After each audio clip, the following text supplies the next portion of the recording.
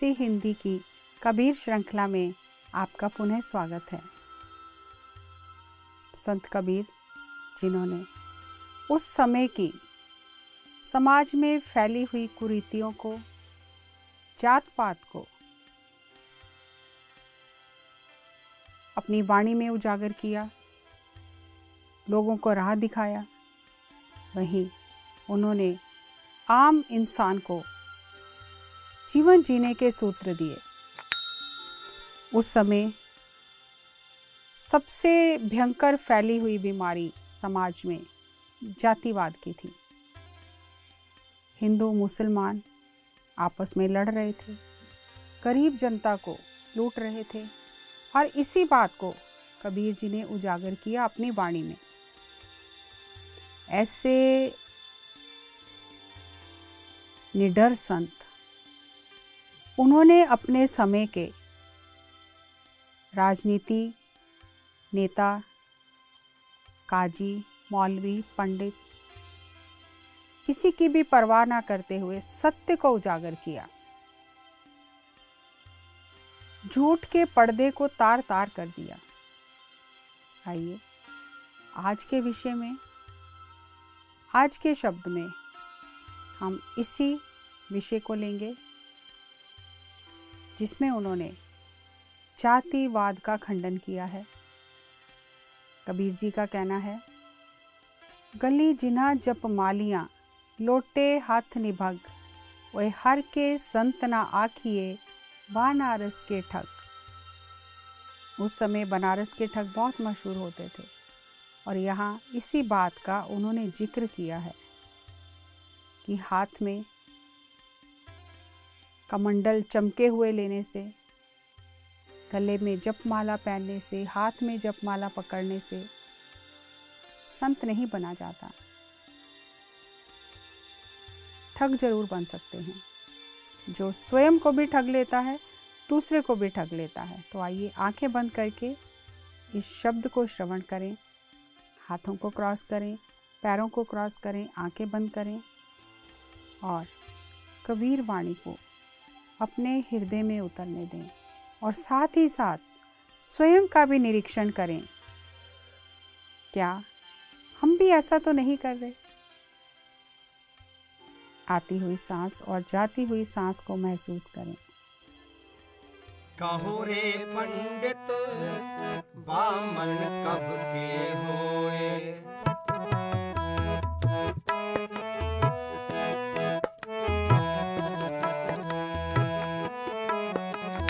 कहो रे पंडित बामन कब के होए, बामन कह के जन्म मत खोए, बामन कह के जन्म मत खोए। कहो रे पंडित बामन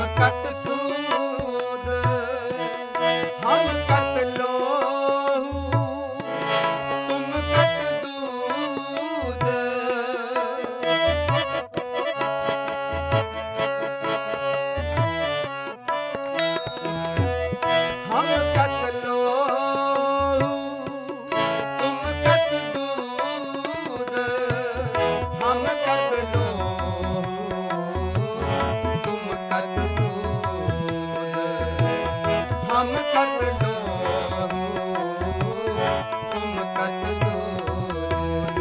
कहूँ रे पंडित बामन कब के होए। कहूँ रे पंडित बामन कब के होए। बामन कह के जन्म मत खोए। बामन कह के जन्म मत खोए।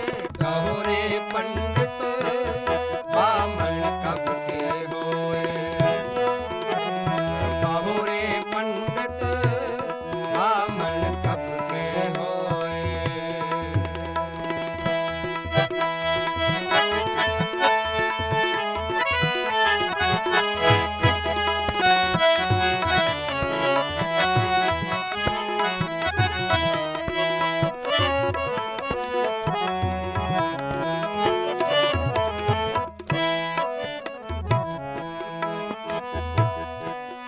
कहो कबीर जो ब्रह्म विचारै।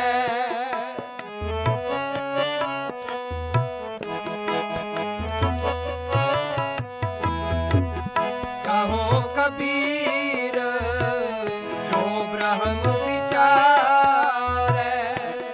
सो ब्राह्मण कहियत है हमारे।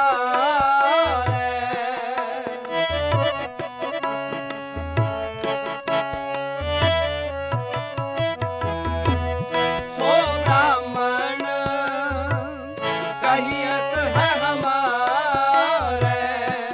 सो ब्राह्मण कहियत है हमारे। सो ब्राह्मण कहियत है हमारे। कहूँ रे पंडित बामन कब के होए। कहूँ रे पंडित बामन कब के होए।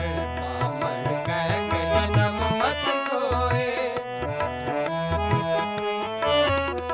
बामन कह के जन्म मत खोए।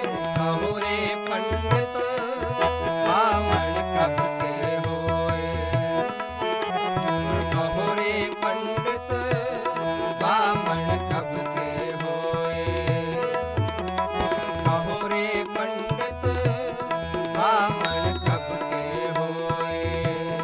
बामन कब के होए। बामन कब के होए।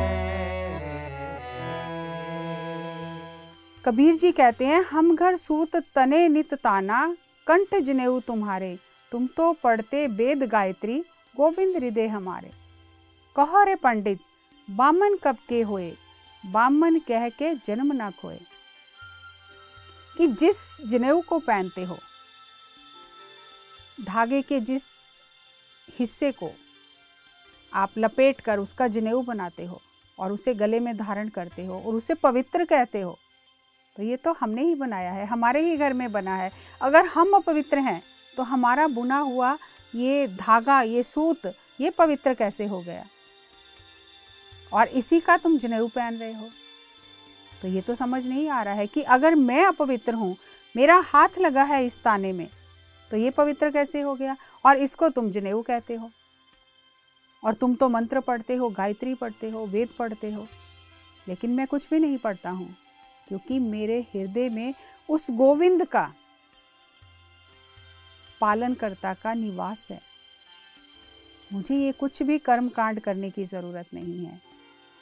कब से ये ब्राह्मण हो गए? उन्होंने पंडितों से पूछा, आप ब्राह्मण कब से हो गए? ब्राह्मण खुद को कह कह के अपना जन्म व्यर्थ मत गवाओ। तो कहते हैं, जो तू ब्राह्मण बामनी जाया, आन बाट काहे नहीं आया।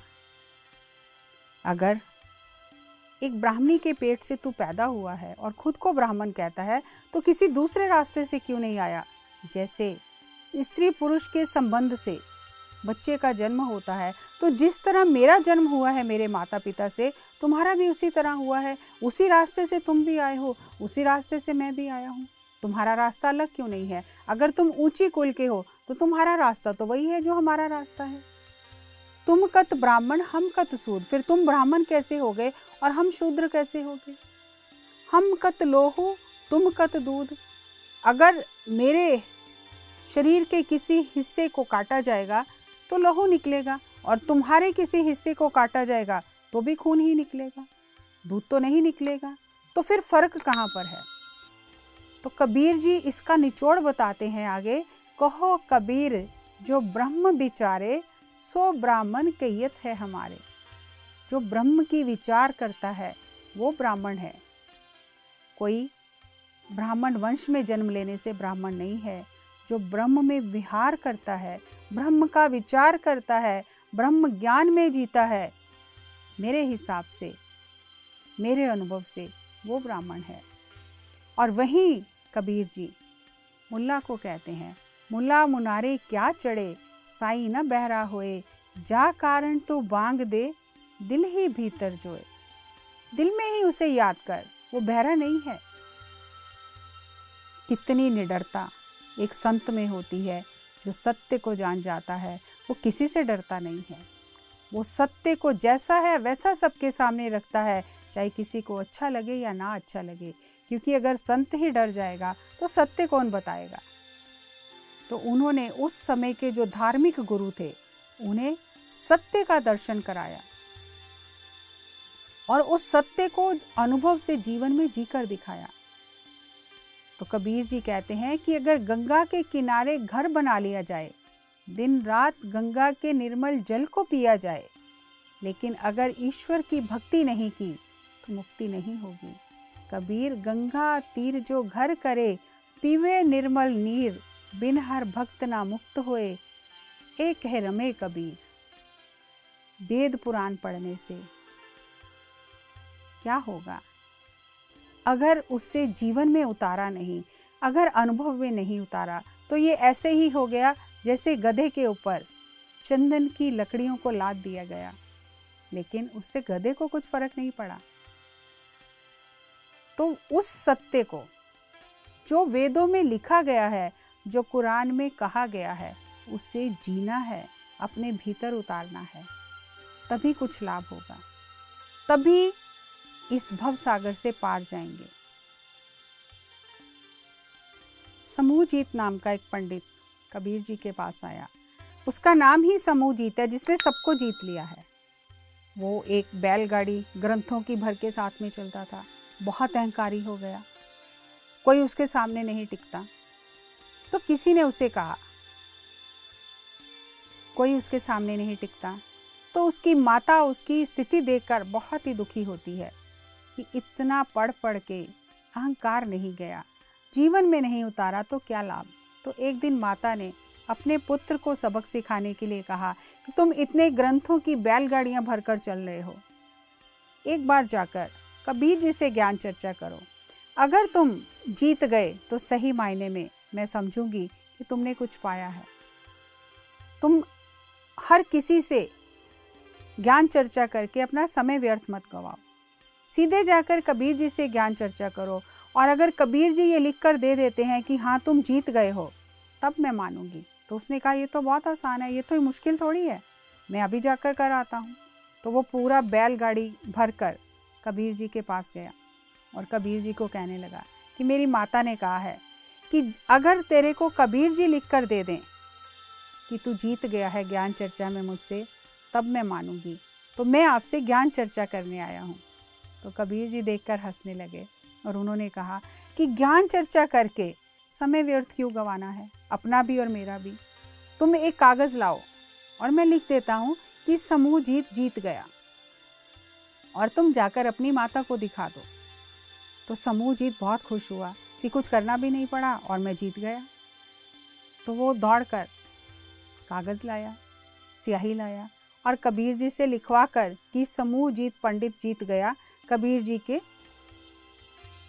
दस्तखत करा लिए और दौड़कर अपनी माँ के पास गया कि देखो मैं जीत गया, कबीर जी हार गए।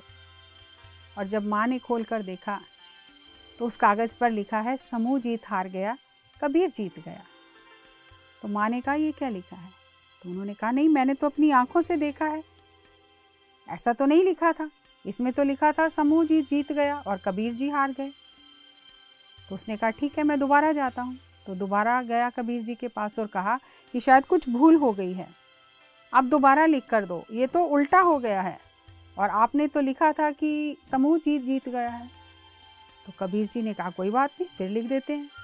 उन्होंने फिर दोबारा कागज़ लिया और स्याही से लिख दिया कि समूह जीत गया, कबीर हार गया। और वो दौड़ता हुआ अपनी माँ के पास गया और उसने कहा देखो मैं लिखवा कर लाया हूँ। और जब फिर माँ ने देखा तो फिर वो उल्टा लिखा हुआ है कि समूह हार गया, कबीर जीत गया। तो माँ ने कहा कि ये क्या हो रहा है, तू कहता है मैं लिखवा के लाया हूँ समूह जीत गया है, तो यहाँ तो लिखा हुआ है कबीर जीत गया है। तो कहता ठहरो, एक बार मैं फिर जाता हूँ, अब मैं पक्का करके वहीं पर देख कर तब लाऊंगा। फिर गया और कबीर जी को कहा कि पता नहीं क्या हो रहा है, लिखते तो ठीक है लेकिन फिर ये उलट जाता है, इस बार आप मुझे दोबारा लिख कर दो। जब तीसरी बार गया तो कबीर जी ने कहा कि तू अपने हाथों से लिख और मैं दस्तखत कर देता हूँ।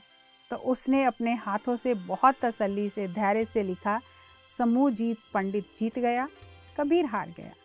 तो कबीर जी ने दस्तखत करके दे दिए। और जब वापस माता के पास आया तो देखा फिर वही लिखा है समूह पंडित हार गया, कबीर जीत गए। तो माँ ने कहा ये कुदरत कर रही है, परमात्मा कर रहा है, तुझे समझ नहीं आ रहा। कबीर के पांव पकड़ और उनसे ज्ञान ले, तभी तेरा अंधकार दूर होगा, तभी तुझे मार्ग मिलेगा। ये करिश्मा कुदरत दिखा रही है तेरे मन का अहंकार तोड़ने के लिए। तो उसने जाकर कबीर जी से क्षमा मांगी और कहा मुझे उपदेश दो। तो कबीर जी उसे उपदेश दिया कि अगर राम के नाम की गत नहीं जानी तो पार कैसे उतरेंगे।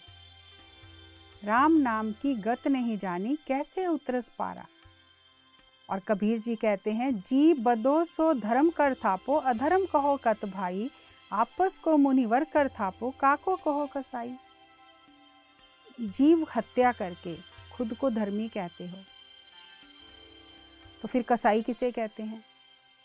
यहाँ पर कबीर जी अगर हम उनकी शैली देखें तो वो प्रश्न करते हैं, अपने ऊपर बात लेकर फिर उसका उत्तर देते हैं। तो यहाँ भी वो प्रश्न कर रहे हैं कि अगर जीवों की हत्या करने के बाद भी तुम खुद को धर्मी कहते हो तो कसाई कौन है। आपस को मुनिवर कर थापो, काको कहो कसाई, मन के अंधे आप न बूझे, कहा बुझावो भाई। यहाँ आंखों से अंधा नहीं कहा, मन के अंधे, मन से अंधे हो, स्वयं को तो जाना नहीं, स्वयं को तो पहचाना नहीं और दूसरों को उपदेश दे रहे हो। ऐसे भवसागर से पार नहीं हुआ जाएगा। कबीर जी कहते हैं कि अगर जगन्नाथपुरी में भी स्नान किया, हज काबे भी गए, लेकिन कुमति को नहीं छोड़ा, सुमति को धारण नहीं किया तो कुछ भी लाभ नहीं है। अगर दिल में कपट है, दूसरों का हक छीनने का व्यवहार है, धोखा दे रहे हैं दूसरों को, तो कुमति में जा रहे हैं, सुमति में नहीं जा रहे हैं। ग्रंथों को पढ़कर ज्ञान हासिल करके अगर उस ज्ञान को बेच रहे हैं धन कमाने के लिए, खुद तो बूझा नहीं, जाना नहीं, लेकिन पढ़ पढ़ कर उस ज्ञान को बेच रहे हैं तो जन्म ही व्यर्थ चला जाएगा। कितनी गूढ़ बातें कबीर जी ने अपनी वाणी में कही हैं। कबीर गंगा तीर जो घर करे, पीवे निर्मल नीर, बिन हर भक्त ना मुक्त होए, एक कह रमे कबीर। कबीर जी कहते हैं कि माया के कारण विद्या को बेच रहे हो, जन्म व्यर्थ चला जाएगा। और गंगा के किनारे बैठकर रहकर दिन रात निर्मल जल गंगा का पीने से अगर भक्ति नहीं की, मन को निर्मल नहीं किया तो कुछ भी लाभ नहीं होगा, मुक्ति नहीं मिलेगी। तो कबीर जी ने उपदेश दिया पंडित को, कबीर जो ग्रह करे ता धर्म कर, नहीं ता कर बैराग, बैरागी बंधन करे ताको बड़ो अभाग। यहाँ उन्होंने कहा कि अगर गृहस्थी होना है तो धर्म कमा, नहीं ता अधर्म में रहने से मुक्ति नहीं है। गृहस्थी होना है तो धर्म कमाना है, और अगर वैराग्य करना है, तपस्वी बनना है, साधु बनना है, सन्यासी बनना है, तो संसार से वैराग्य रख थोड़ा। और अगर वैरागी होकर उस विद्या का दुरुपयोग करना है, दूसरों को धोखा देना है, ठगी करनी है, उस विद्या को बेचकर धन कमाना है, तो तेरे जैसा कोई अभागा नहीं है। इसलिए अपने मन को परमात्मा के साथ लगाना है, क्योंकि चतुराई ना चतुर्भुज पाइए।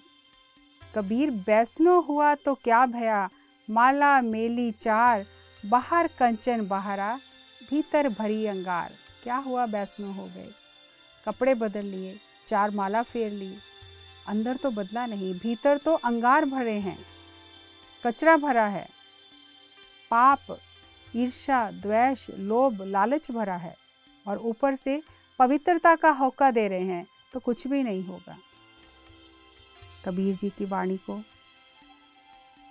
समझना और जीवन में उतारना हमारे लिए अज्ञान को दूर करने का साधन है।